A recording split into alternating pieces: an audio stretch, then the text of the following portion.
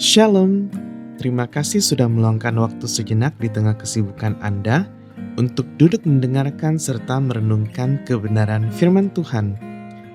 Kami berdoa agar waktu ini menjadi waktu yang menyegarkan bagi jiwa Anda. Topik renungan kita sepanjang minggu ini adalah wujud iman adalah berbuat adil dan benar. Bagian firman Tuhan yang menjadi fokus perenungan kita adalah Mika pasal 6 ayat 8, terjemahan baru kedua yang berbunyi demikian.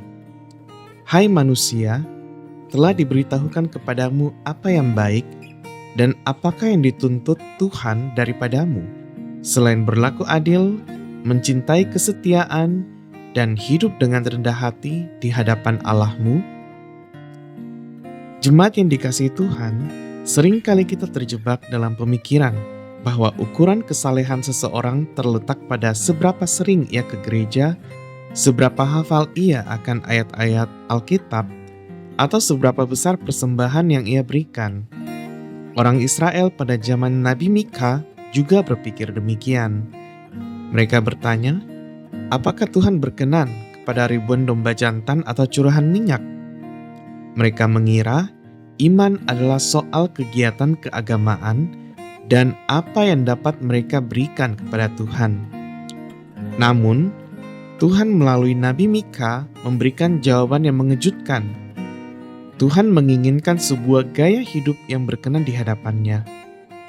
Dalam Mika 6 ayat yang ke-8, kata berlaku adil bukan sekedar berbicara tentang keputusan hukum di pengadilan, melainkan sebuah tindakan aktif untuk memulihkan apa yang salah di masyarakat, membela mereka yang lemah, dan tidak menindas orang lain demi keuntungan pribadi. Tuhan menyejajarkan berlaku adil dengan mencintai kesetiaan dan hidup dengan rendah hati di hadapan Allah. Ketiga hal ini adalah satu paket yang tidak terpisahkan. Nabi Mika menegaskan bahwa Tuhan telah memberitahukan apa yang baik.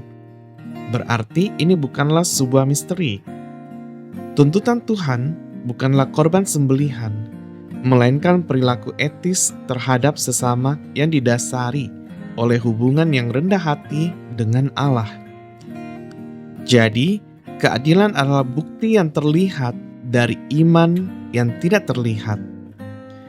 Cerminan gaya hidup ini dapat kita wujudkan dengan berbuat adil, seperti memberikan upah yang layak kepada mereka yang bekerja untuk kita, tidak memanipulasi laporan keuangan, dan tidak menyikut rekan kerja demi jabatan.